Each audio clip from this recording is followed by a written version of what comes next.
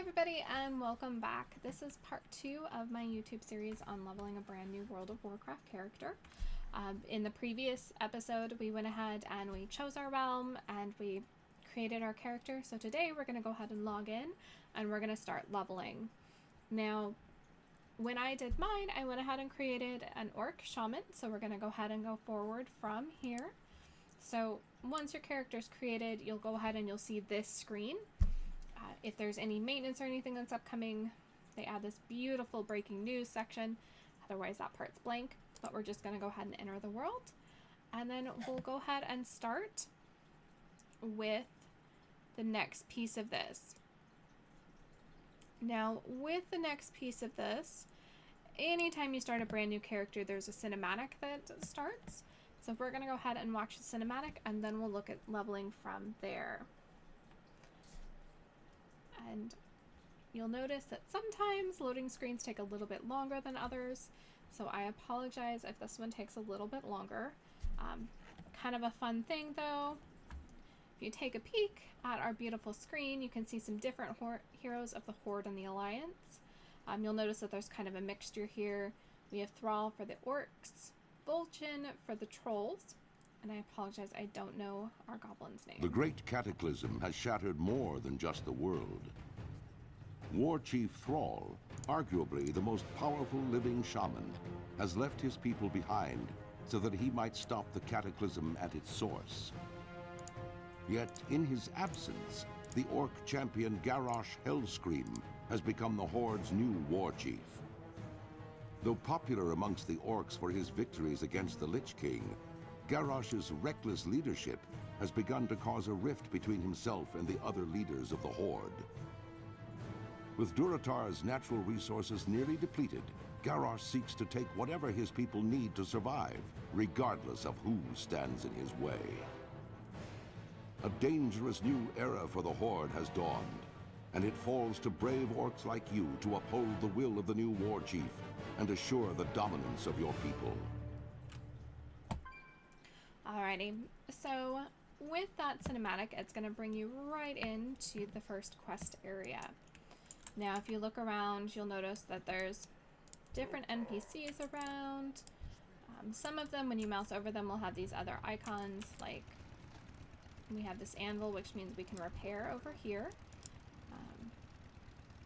This gentleman is a vendor of some sort. And then we have a mailbox where we can pick up mail and such.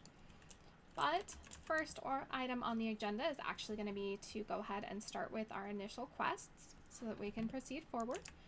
Anytime you see this gold exclamation point, that's going to tell you that this is somebody who has a quest for you. If you see a gold question mark, that'll mean it's time to turn that quest in. Now, let's go ahead and take a look at some items on our interface first, and then we'll go ahead and pick up this quest. So this is going to be your name and health plate. So it has your health right here, and then because we're a casting class right now, we have blue for our mana to tell us how much mana we have and if we're running out. This right here is our target. Alright, then let's see what else we got. If you'll notice down in the lower right hand portion of the screen, you'll see a little tooltip that pops up that says fire. It'll also have my target's name. Anytime you mouse over something, it's going to come up with a little tooltip to tell you who and what they are. So when I hover over him, it tells me this is Kaltunk. He's level 20 and he's from Orgrimmar. Now, we also have this portion of our interface right up here. This is our mini map. You can either zone in, or zoom in rather, I apologize, or zoom out. You can ping on it if you're trying to tell someone in your group something. Let's see, this will always tell you where you are. You can open the world map by clicking this button right here or the letter M. It'll bring up the area that you're at. You can also, anytime you see one of these info eyes, if you click on the info eye, it'll go ahead and it'll bring up some little information text for you. So like right now it's telling us the map navigation shortcuts. We can zoom out by right clicking. We can zoom in and out on the current map by using the scroll wheel. And we can drag the map in order to pan it, which isn't working in the area we're in. Any quests that we have are going to show up in this panel right here. And there'll be a button up here that we can click that'll show all quests. And then this menu up here lets us quickly navigate around if we need to look at a different zone. So let me clear this off for us. So right now we're in the Valley of the Trials, which is the starting area for the orcs. But say I wanted to very quickly look at the zone we're in, which is Durotar. I could just click on Durotar. If I wanted to look at the continent we're on, which is Kalimdor, I can click on Kalimdor. Or if I wanted to look at the world, I could just click on Azeroth, and this will show me all the different contents. There are some other areas outside of Azeroth, and you can reach those by clicking the world. Those will become more important later on. At this time, they're not necessarily going to impact us. So that is our map. The other thing with the map is there's this arrow right here. You can make the map take up the entire screen, or you can make it take up only part of the screen. There is an in-game calendar that'll show you in-game events. Currently, we have the Call of the Scarab going on, which is the little mini event. This also tells us if there's any events that are upcoming for max level players, and of course any holidays. Now, by holidays, I mean events like Love is in the Air, which is open to all levels, and there's some fun quests and some fun rewards in it, including a mount and a pet. Alright, next up we have our time. So if you notice on the tooltip that's come up as I hover over the time, you'll see that it says realm time, and it says 5:08 p.m. and it says local time 3:08 p.m. The reason for this is not all Blizzard servers are based in the same place. I live in Oregon, so I'm on Pacific time. This particular server is located in Central time, I believe. So you have a choice. You can click on the clock right here, and you can tell it whether you want to use local time or server time. It's just honestly whatever you're most comfortable with. And I apologize, I just realized I was covering that up. So you can click and use local time, or you can use the 24-hour time. You also can set an alarm timer. So I was helping my sister at one point, and I needed to check her chicken. So I just told it what time I wanted the alarm to go off, and then you enable the alarm, and the alarm goes off. You can also do a stopwatch. So if you know something's supposed to spawn in 2 minutes, you can see how close you are to that 2 minutes. Okay. Next up down here is going to be our cast bar and our bag bar. So you'll see that you start off with some different spells already loaded. I have my lightning bolt, which is a shaman ability. It hurls a lightning bolt that hits for nature damage. And then I have a racial ability called Blood Fury, which is one of my orc abilities that gives me some additional attack power and spell power for a few seconds. Okay, just really quickly, this is going to be your chat window. General chat's going to contain anything like talk within the party, within a guild if you join a guild, then say, and of course global channels if you're in a city. And then you have a combat log so you can see what you've done in combat, and then also what's happened to you. It'll also tell you what kills you, so sometimes that's really useful. And then the last two we're going to look at for right now is going to be the character info, which is this first button in the middle. When you open the character info, either by the button or by using the letter C, it'll bring up a little version of you so you can see yourself. And it's also going to show what armor you're wearing. It's also going to show your attributes, and those will be something that'll be more important later.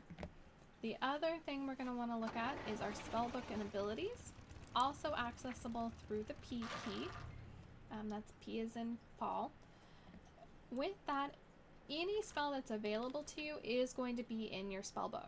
Now, we don't have a lot available to us because we're brand new characters, but you'll notice as you go through, it'll tell you what level items become available to you so that you can go ahead and use those going forward.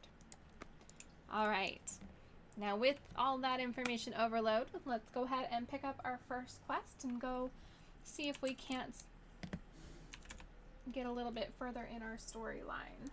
Speak, friend. Alright, so when you talk to a quest giver, it comes up on the left side of your screen. I always go ahead and go through and just read it just because the story is interesting. And then it'll always tell you what your objective is and what your reward is. So I'm going to go ahead and hit accept. And you'll notice that this orc right here now has a gold question mark above his head, which tells us we're turning the quest into him. If you ever forget what your quest is, you'll notice that the quests also come up on the right side of your screen. And so you can see your objectives there, and if you click on it, it'll bring up the full quest text as well. Alright, so we're just going to right click to open up that conversation with our NPC, and once we complete the quest, we're going to go ahead and get some experience. This bar will fill up for you to level. If you hover over it, it also tells you how far into the level you are and how much more you need. It's purple normally. However, if you've spent some time in an inn or a city, which we'll go into more later, you can earn double experience for a limited period of time.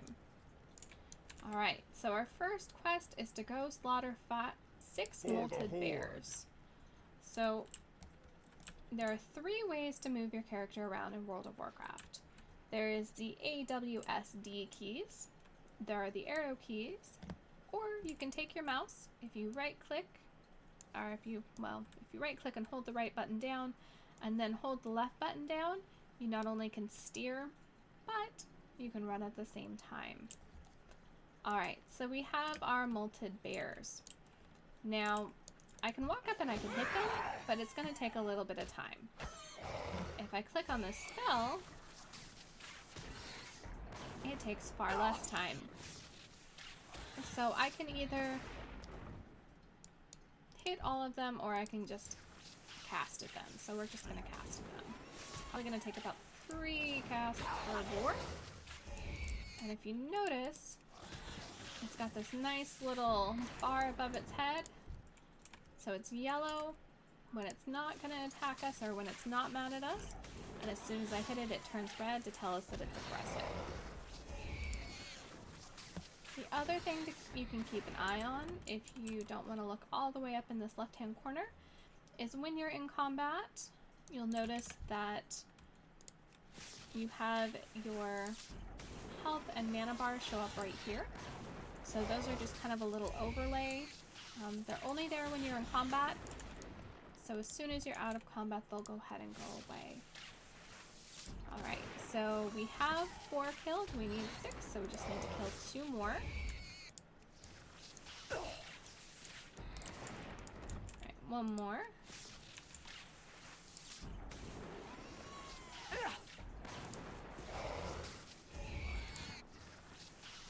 Okay. So you'll notice once I kill them, we don't have those nameplates above these other boars anymore because they're no longer a quest objective. So, and then the other thing is you'll notice for all the boars we've killed that they're glittering. Glittering dead creatures mean that they have something for you to pick up. So if you right click on them, it's going to go ahead and bring up the loot items, and you would just click on it to accept it. And because these were all in an area, it let us loot them all at once. Okay, so our quest is complete. Now it's time to go turn it in.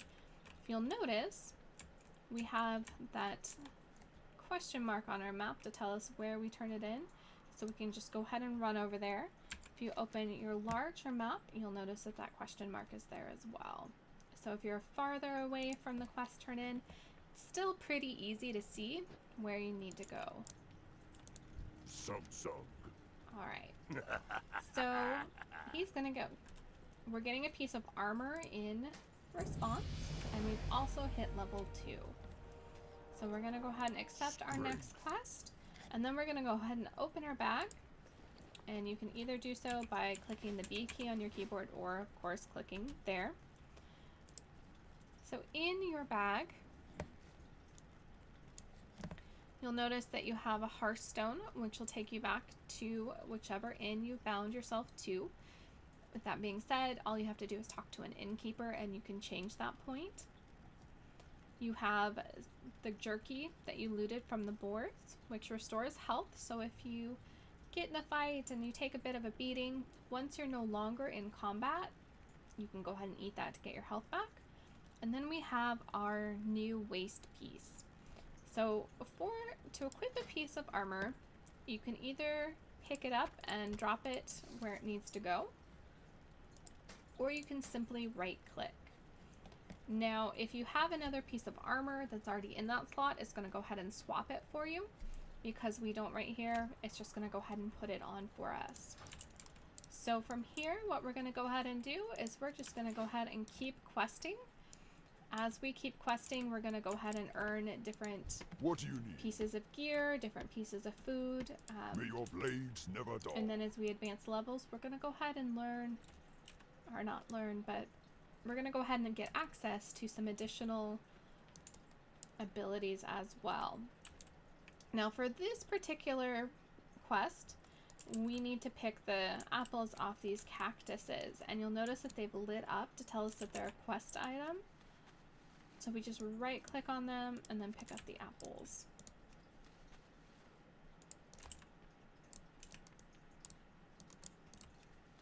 And you'll just do this for all of them. The other thing you want to take a peek at is when you're on a quest, if you open up your map, the quest that you're currently working on is always going to show up with the number highlighted that's connected to it. And then you'll also notice that there's this blue area. The blue area represents any place that this particular item can be found. So not all quest items are going to be found in the same places. Sometimes you may have to run a little bit to find them. Alright, with that, I'm going to leave everybody to do a little bit of questing and earn some additional levels. Our next tutorial will be focused on leaving this initial questing zone and heading for the next, and then also with a little bit of information about some of the major cities. I hope everybody has a good time leveling, and I look forward to seeing you in the next video.